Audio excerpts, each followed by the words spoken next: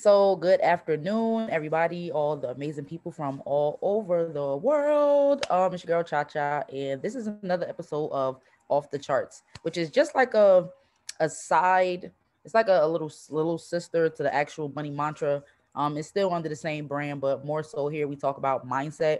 And I'm just excited because for the last couple of weeks we've actually been taking a deep dive into this book, The Science of Getting Rich by Wallace D. Wattles. And it's just really telling you that being rich is not off limits to you. If that is a goal that you set for yourself, you can definitely achieve it if you do things a certain way and if you just follow the same path that wealthy people have followed before you. So, if you are watching this on YouTube, make sure that you are subscribed, hit the notification bell so that you never miss when I go live, and that you also can see the playback of these videos when the entire series is done. Because we do have a couple of weeks to get through. And also, if you're not following me on Instagram, make sure you're following me at Money Mantra Cha. And I have all the links to the Cosmic Club in my bio as well, just so you can see what we do and what we be up to. Because Wednesdays here are Wellness Wednesdays, so we have a call at 8 a.m., 2 p.m. And then we have another call at 8 p.m. But yeah, we're gonna be talking about the science of getting rich. We are on chapter 4. And just to give you guys a recap, if you haven't seen the previous episodes, so first one was called "The Right to Be Rich," and this was just saying that again, there is no gatekeeper to wealth. If you choose that you want to be rich, then that's perfectly something that you can do. It's your option because, as Bob Proctor would say, rest in peace, Bob Proctor. Um, you were actually born rich. You just have to get to the money that is waiting for you. The second chapter is called "There is a Science to Getting Rich." The same way that there's a specific way that you would put your pants on, you put in one leg before the other. The same way that most books are read, right? They're read from left to right. But if you read Japanese mangas, they're read the other way. There's a certain way that things are actually done. So if you follow the right course to getting rich, then you'll be able to do that. Chapter 3, which is what we did last week, was called "Is Opportunity Monopolized?"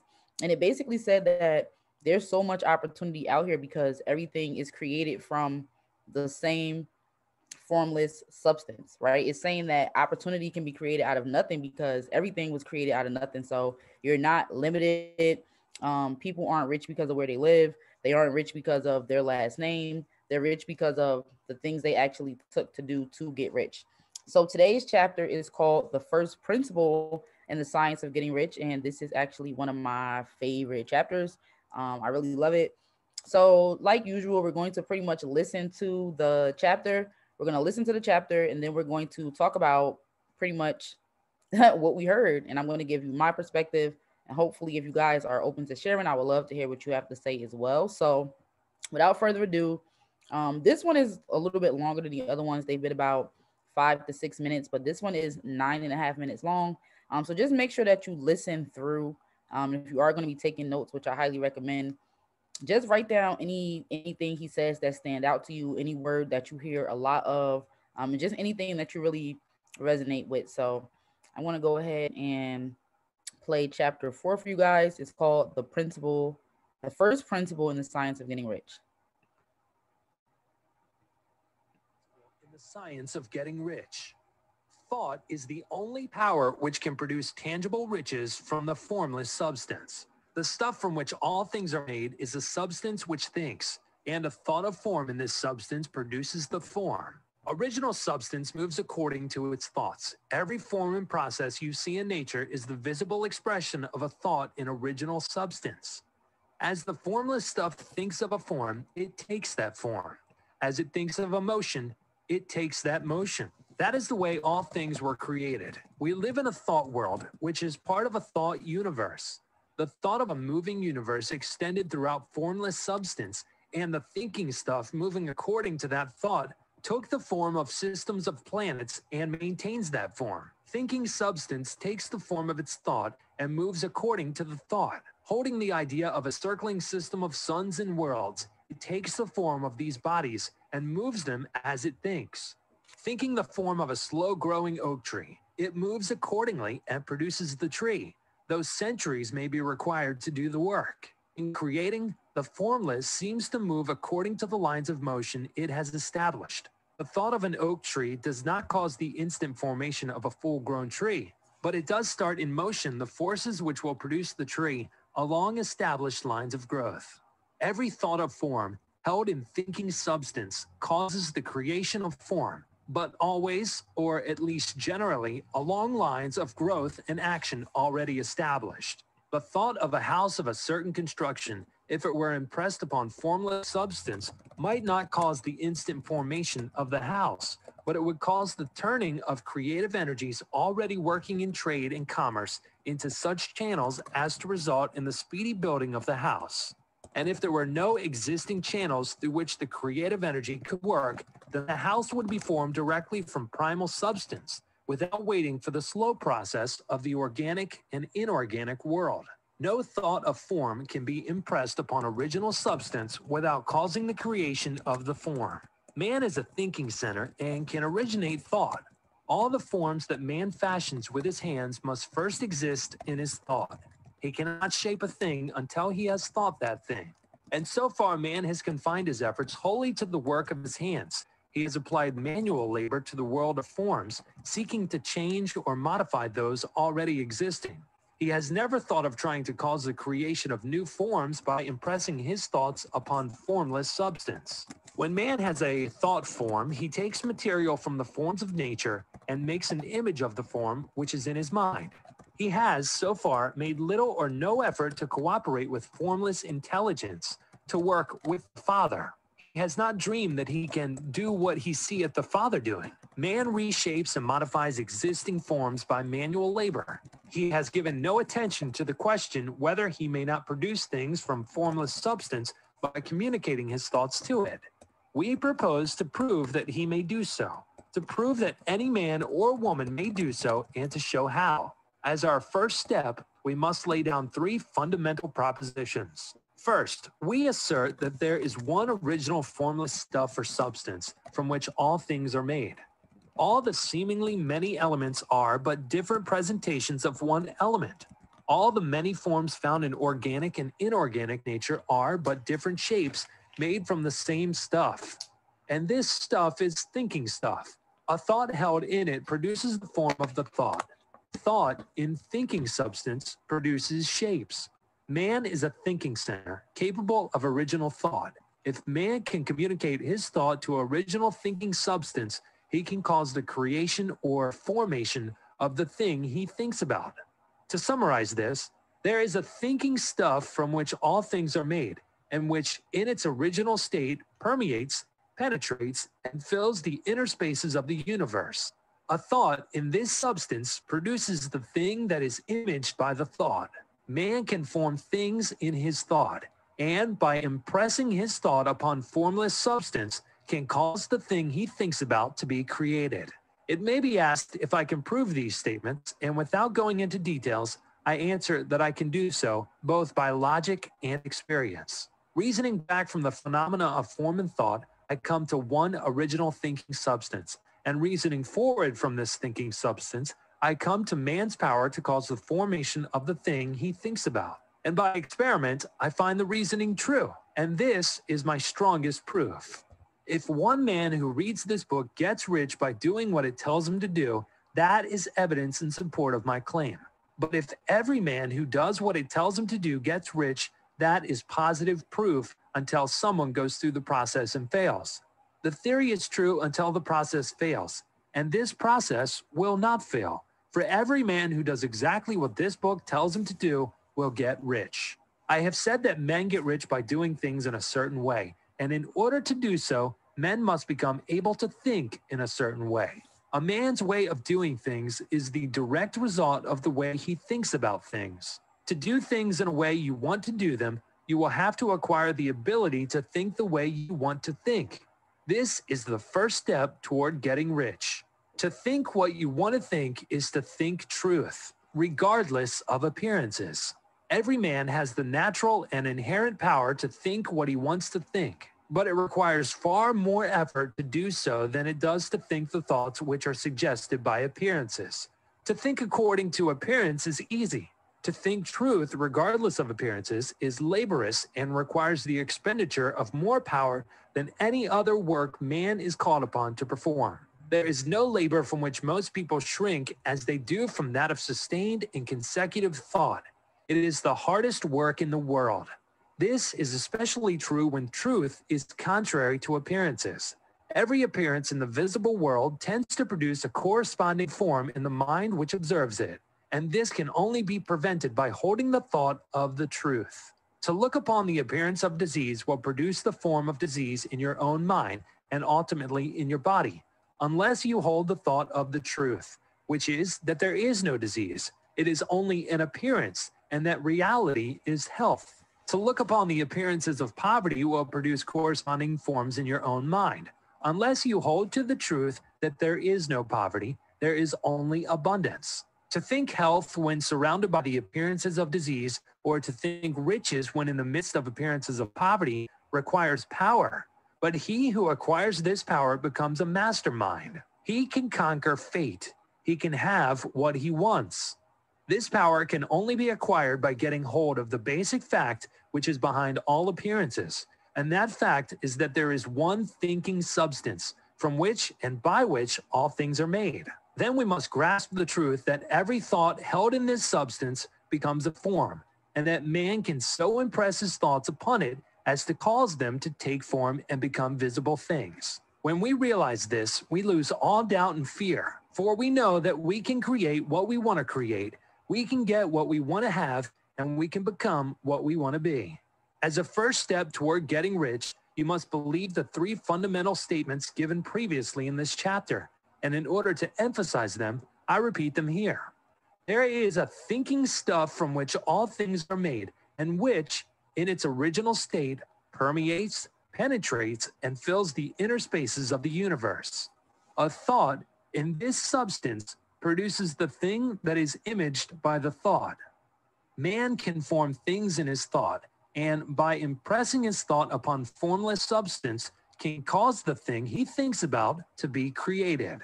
You must lay aside all other concepts of the universe than this monistic one, and you must dwell upon this until it is fixed in your mind and has become your habitual thought.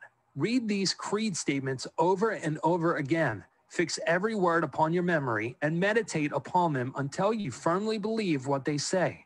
If a doubt comes to you, cast it aside as a sin. Do not listen to arguments against this idea.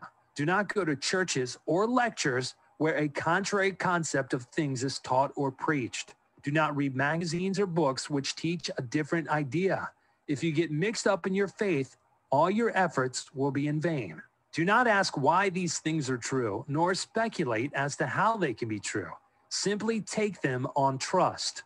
The science of getting rich begins with the absolute acceptance of this faith. That was amazing. I know that was a lot because every time I listen to that, I just be like, this is a lot. So if you guys would like to just start dropping your comments or anything that stood out to you in this chapter before we really dive in, of course, I'm just going to stop and read them throughout. But I just thought this was amazing. It was really amazing, and it was really a nice setup for what he said at the end. Was like, if you don't have any trust or any faith, then these principles or concepts are not going to work. And the reason why having that trust and faith in this concept is so important is because the future is literally unwritten.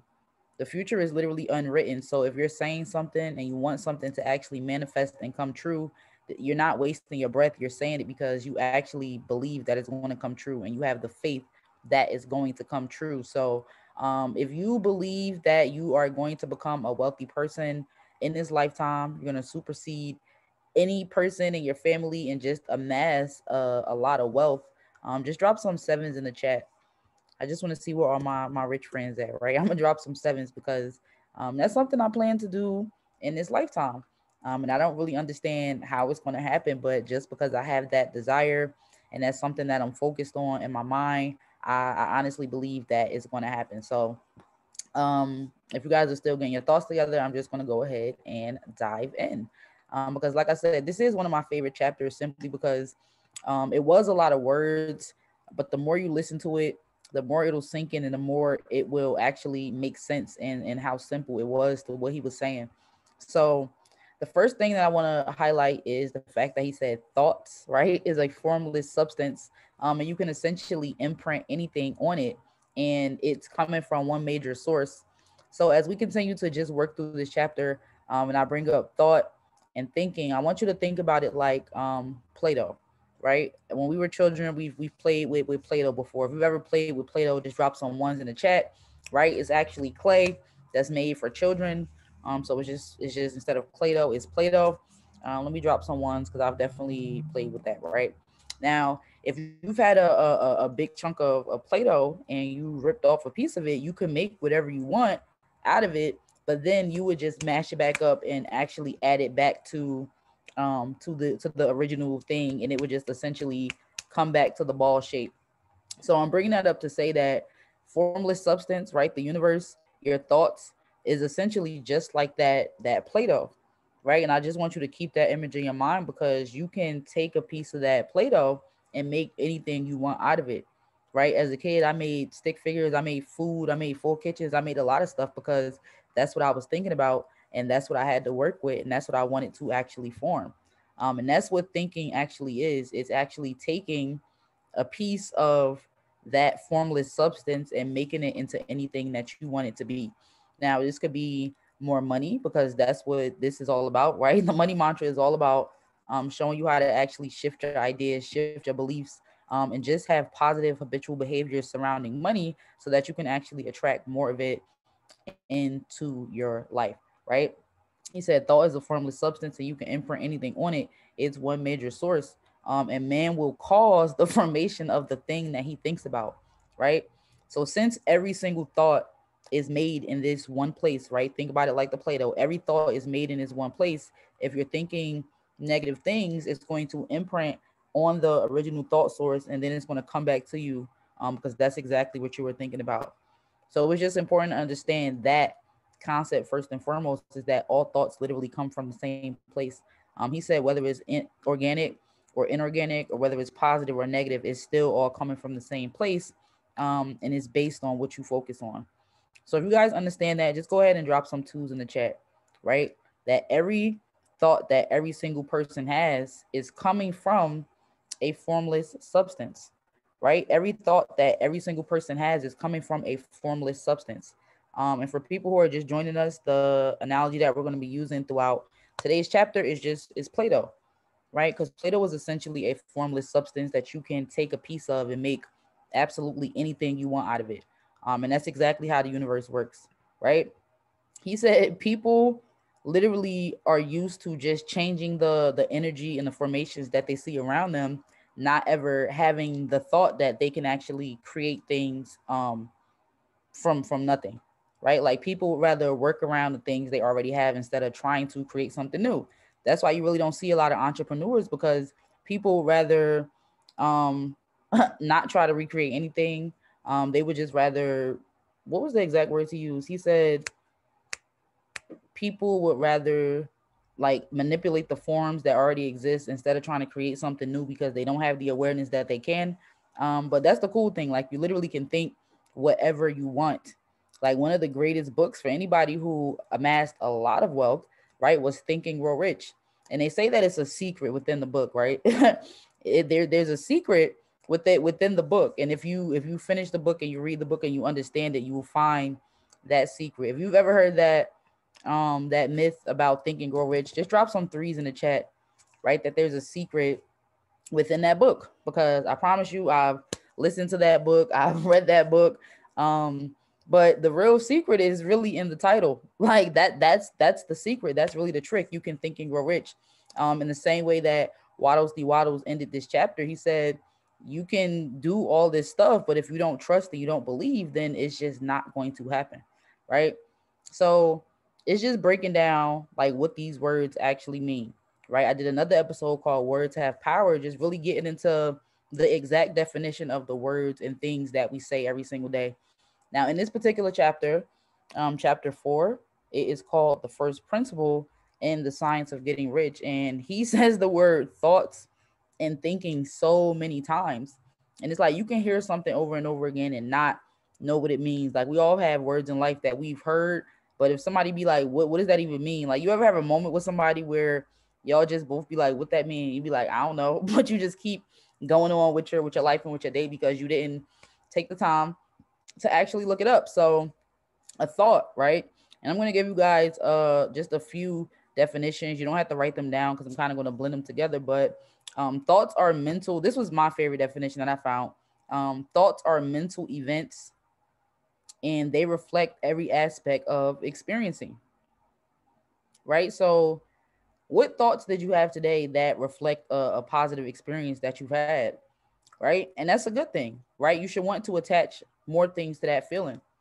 But then I'm pretty sure you could have had some thoughts today that just weren't positive thoughts, and that just made you react away as well because your thought is connected to an experience. But a lot of the time when people think of thoughts, they tend to focus on intellect, right? Because if you look up the definition of thoughts, it will say one definition is to use your intellect, right?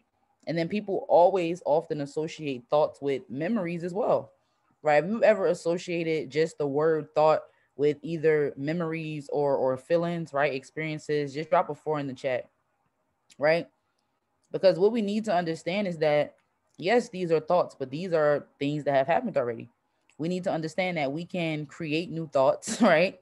And we can accept new thoughts as well, right? We can create new thoughts and accept new thoughts to actually create new feelings and create new memories and to create new experiences. Like when you have a thought and something that you've never seen before, like I know I will have visions of things in the future, right? But then I can also have visions of things in the past, but we can't really clash the two, right? Because we have to now have a conscious awareness like, yo, I have control of my thoughts. So if something comes up that you don't want to think about, you can really be like, that's not what I want to focus on, right? That's not a principle that's within this book. That's not going to help me get rich, right? And no matter how attached to that thought and that feeling that you are, you really just have to let it go so that you can actually make space for these new thoughts that you need to be having, right? I know in chapter 1 of this book, he said you shouldn't really be focused on anything else other than the science of getting rich because it's not just the science of getting rich, it's the science of achieving or obtaining anything you want in life because you're changing what you think, therefore changing what you attract, therefore changing the results that you're actually getting, right? And it definitely always starts in your mind, right? And that's another definition of thinking. It's an idea, right? That occurs suddenly in your mind, right? So that's why a lot of people tend to just attach thoughts to memories or thoughts to feelings, but thoughts can be something you can create. And again, you can accept new thoughts. And I highly encourage you to because that's the only way things are actually going to move forward in your life. You have to do different things, right? Fitness is another easy analogy. You just can't sit there and be like, dream body, like nothing's gonna happen. You actually have to get up and start to take the steps and actions to make those things happen, which is another thing he mentioned in this chapter. Like this chapter is just so heavy. Like it's just he said so much stuff, but it's like so simple to understand, but you have to listen to it again.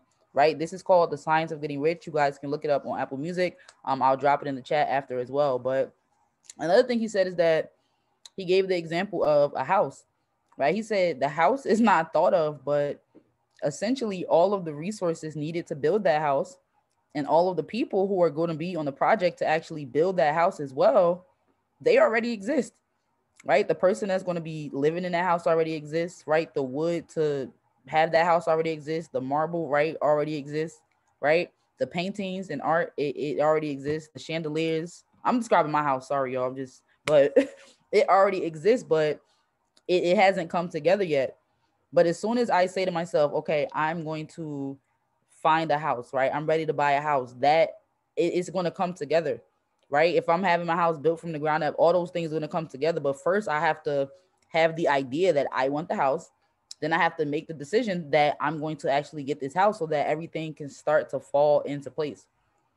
So it's literally like whatever you want to have, you first have to make a decisive decision that that's something that you want to have because the universe has no option but to bend at your beck and call, right? It's not going to happen immediately because that's just not how things happen.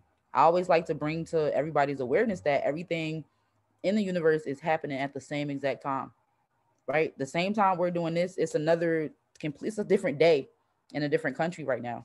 It's a different hour, right? A few states over, right?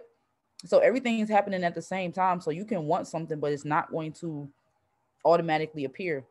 However, once you actually make that decision decisively that, all right, this is what I want, this is what I'm going to have, then things are going to start to slowly happen that's going to push you in that direction. So you can't get impatient because you really don't know how long it's going to take. All you know is that you actually set that intention.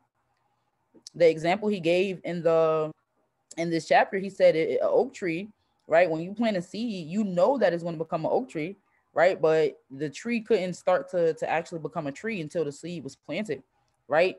We know the end goal is an oak tree. That's why it was planted. We don't know how long it's going to take to become a full grown oak tree, but we know that things are now in motion for that oak tree to grow, right? And I'm so happy he used the analogy of a seed because the things that you plant into your mind are literally seeds that will do the same thing, right? You could be focused on a negative idea and you swear it's something you got over. Oh, I'm over this situation. Oh, I'm over people not joining my business. Oh, I'm over this. I'm losing. I'm over this and over that. But you never really change your mind about that thing. You just planted the seed, right? Never properly got rid of it, and now of course it's just going to grow and grow and grow. So now the anxiety is overwhelming, the feeling is overwhelming because you just let that seed get into your thought garden and it started to create weeds, and that's not something that we need, right? We need to be able to make the decisions about what we actually want. Right now I'm gonna ask a question, and I want everybody, as many people as possible, to actually answer this question, right? And I'll give you guys 10 seconds to think about it because this should be something that you want so bad that you already know the answer to. And the question is, how much money do you want to make every single month, right? If next month was the first month that you are going to have your dream monthly income, how much money would you be making in March of 2022, right? And I'm gonna just put this for myself because this is good enough for me for a little monthly, you know. That's how much I want to make, right? All right, guys, your time is running out. Y'all don't know how much you want to make, right?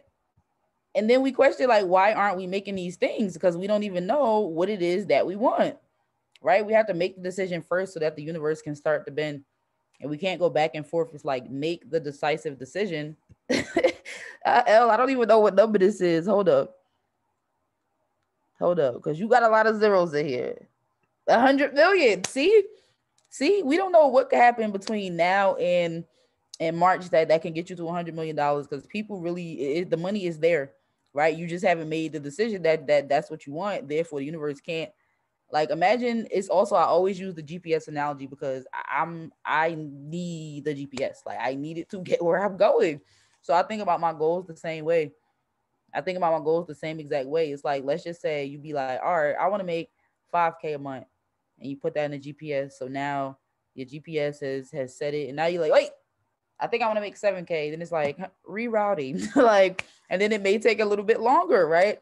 Or it may take some time off the trip, right? And now you're like, no, wait, Elle said 100 million. I think I need 200 million, like a month. And then the universe is gonna be like rerouting, right? And it's gonna take a little bit longer to get there because the destination and the point keeps changing. Now, if your destination is the same and the route changes, that's completely fine because you're still going to get there, but you need to lock it in, right? Maybe take the tolls off, right? Maybe put the tolls on. I don't know, take the streets. But you really need to do something and decide where it is that you want to be, right? You really need to decide what you want so that the universe can start to move in that direction, right? If that makes sense, everybody, just drop some sevens in the chat, right? Because I really be trying to use down to earth descriptions. Let me drop some sevens too. I really be trying to use down to earth descriptions so that it just makes sense. And I really hope that it is making sense, right? So we talked about thought, right?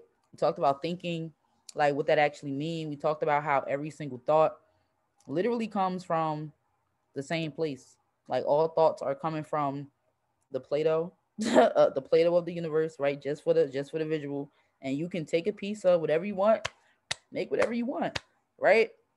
just make whatever you want because you can. And that's just really the best part about everything. Another thing he said that was really prevalent in this chapter is that consecutive thoughts. He said we have to think what you want to think regardless of what you see, right? And he basically said we can't get distracted because having consecutive thoughts is the hardest thing for a person to do, right? And all that really means is that it's just hard for people to be consistent. It's hard for people to be consistent. Like, why is that? And it's like because there's so many distractions, right? There's so many distractions that would prevent you from having the same repetitive thought. But we've learned not just from the Science of Getting Rich, not just from Bob Proctor, not just from Napoleon Hill, but from anybody who has reached a certain status, a certain, whether it's an athlete, right? They got there by repetition, right? A singer, like you're only going to get the song right. You have to practice the song, practice the notes by repetition, actors by repetition, right? Great traders by repetition, right? Chairman, right? Repetition, right? I'm going to get on call after call after call, right? I'm going to get on training after training after training, right? I'm going to go to practice after practice after practice. So we know that repetition is integral in the recipe of success, right? If we can understand that, drop some eights in the chat, right? If we can understand that repetition is a key ingredient in success, drop some eights in the chat, right? Now, if he also made you aware of the fact that consecutive thoughts are one of the hardest things to do because it's easier to accept the things that are coming at you, right? It's easier to just believe what you see than to create what you want, right? Because it's just easier, right? There's so many distractions, right? You could be trying to have, I don't know how many times personally me, because I just be like that's really how my brain be, but it's like sometimes I really will take so long to write a text or email or just to get back to people. And when I do finally do it, I just be like, now you know that shouldn't have took that long. But it just be the distractions. It'll be a text, it'll be a notification, it'll be a call, it'll be somebody calling my name, it'll be something going on that's going to distract me from getting one task done, right? So most people rather just go with the vibes and just be like and make excuses, and that's typically what people do. Oh, I gotta walk my cat. Oh, the baby crying. Oh, like they just really make excuses because they just going with things as they come up, and it's really hard for them to focus, right? And another acronym for focus is follow one course until successful, right? I'll just drop that in the chat. Follow one course until successful. Literally, it's hard for people to focus, so it's hard for them to be successful. But you got to understand that your thoughts are going to be with you all day long, right? So if you know that for a fact, right, you can't pass on your thoughts to somebody else, right? You cannot, well, you can, but that's a different story for a different day. You can't turn your brain off, right? You can't do those things. So wouldn't it make sense to make sure that there's as much positive things going on in your mind as possible?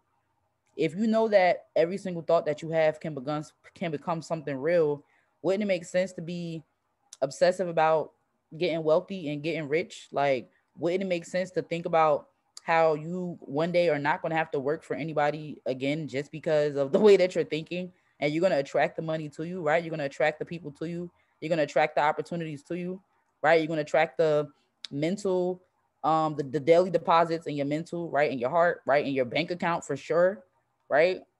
If you know that you can get all these things by the thoughts that are in your head, that should be the number one thing that you're focused on. It's not just about getting rich. It's about changing what you're thinking about, right? Which means you're going to change what you're attracting, which means you're going to change the results that you're getting, which means that your life overall is going to be changed. And that's amazing, right? Like, I rather have obsessive positive thoughts than obsessive negative thoughts, right? If you've ever experienced obsessive negative thoughts, right, you don't have to drop any numbers in the chat, but it's just like a situation that just keeps playing over in your mind, like over and over again in your mind. Like you thinking, what about this? What about that? What about this? And then there was that. Like you're literally thinking so many things, but you're spending so much time on this obsessive negative energy. Hence why nothing good is happening. Just for when whatever you were focusing on happens, whether you're losing money, right? Whether your business crashes to the ground, right? Whether whatever somebody disrespects you, was like you only attracted what your dominating thoughts were, right? People wonder why they get the results that they get when they literally get what they've been thinking about, but they said it's not what they want, but it must be what you want because that's all you think about. You know, it's kind of like Yeah, not reverse psychology, but it's one of those things like more people just need to have the awareness that, you know what, I can choose what I want to think, and I don't want to think about that, right? Like I think about wealth and success all day, every day because that's what I was. Like, are you serious? Like, yes, I'm thinking about that. I'm thinking about that right now. Right. The purpose of this call is to talk about wealth and success, right? And to share just raising everybody's personal self-awareness, right? Because people will get on this call and they will feel so inspired and they will be like, yeah, right? But then they'll hop off the call and do the same thing that they were doing before, and that's not the point, right? The point is to take action. And you may have to hear something over and over again, right? Repetition is how we actually learn stuff, right? The best way we do learn stuff is through repetition, right? When we're growing up, we watch the people that are taking care of us, right? We watch them and we start to emulate. Like babies be wilding, right? But they're only imitating the people that they are around, right? So you just need to surround yourself with the things that you actually want, right? You need to make the thoughts focused on things that you actually want and not things that you don't want. And it will be hard because that's not what we were conditioned to do, right? We were actually conditioned to be distracted, right? And how do we know this? Because people, I always say, I don't know what people, how you do, they used to communicate way back when, like you really had to wait months and months and months for the Pony Express, for somebody to bring you a letter.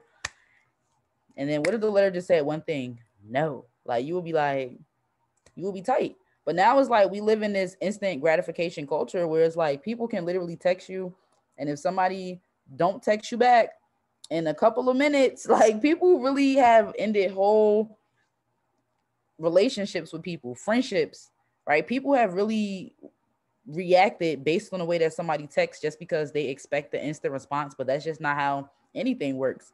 When you plant a seed, you don't get instant flowers, right? When you turn on the oven, you don't get instant ribs. Like, I really wish, I really, really wish, right? But that's just not the way it is, right? We literally have to wait for things to actually progress into what they're supposed to be, right? Everything takes time, including how you think about things, right? But you have to repetitiously listen to things like this, repetitiously listen to the science of getting rich, repetitiously listen to mantras on YouTube if you don't have any of your own, right? You have to do things repetitiously in order to get certain results, right? And that's just really the purpose of this call, is understanding that all thoughts, just to recap, all thoughts really come from one particular place. You can take as much or as little as you want from this world because life is really going to pay the price that you ask. So if you are still in a position where you're like, I want to increase my monthly income, I'm tired of making less money than I made last month. I'm tired of doing the things that I'm doing to generate income right now. All right, well, today, right, I want you to decide how much you want to make monthly, right? And then when that's happening, I want you to come back and tell me because you decided and that's the idea that you focused on, right? Like I have gotten so like obsessive with my affirmations that I have them on the ceiling. So even when I'm laying in bed and I feel like I'm doing nothing, I'm still holding those thoughts in my mind, right? Because another synonym for think, I think I actually have the synonyms here. Let me see if I wrote them down, right? One synonym for think is actually hold, right? And how many times did Bob Proctor say hold the image in your mind, right? That means think what you want to think at all times and don't let anything get in the way of that. So some synonyms that I have here for think are allow, believe, conceive, consider, feel, hold, imagine, and judge. And it's like, wow, like when we think of those words, we only think about the word itself. We don't think about the other words that it's attached to, but that's really some powerful stuff, right? A judge is somebody who decides, right? Somebody's whole life has been thrown away because of a judge, right? And then somebody else has walked free because of a judge, right? People go to school for years to be able to have that type of deciding power, but you have it within yourself because you can think, whoa, like, the mind blown emoji, like it's so serious. So I really think that is all for today's class. I think I went over all the main points that I wanted to cover in this chapter. I think today was great, but that's just me. If anybody would like to add anything or say anything, I'll give you a few seconds. If I see any hands, of course, I'll open up the floor just to see what your thoughts are on this, because this chapter is really fire. Like, thank you for the claps in the chat, Josh. Like, this chapter is really fire. Like, I just be sitting there like, like I be at church. Wallace D. Wattles did it again, my boy. But all right, I don't see any hands in the chat. I'll give it about 5 more seconds, and then we just gonna wrap this up because we got one more amazing call tonight, the Digital Dash, as always. So shout out to everybody who's been hopping on the call and getting an amazing value. If you are in a loop and you know what's going on, you know that we have officially switched over to Gum Road. Like, typically there are no live playbacks, but you can go and stream your favorite episodes over on gumroad.com. It is posted in the Cosmic Club's Instagram bio as well. So just click the link there and you'll be in the loop for all things Digital Dash. But doesn't look like anybody wants to say anything. That's perfectly fine. I enjoy speaking to y'all, and we are back next week with chapter 5. It is called Increasing Life. That's another chapter that's just fire. So go ahead and listen to that before next week, and I will see you then. Bye.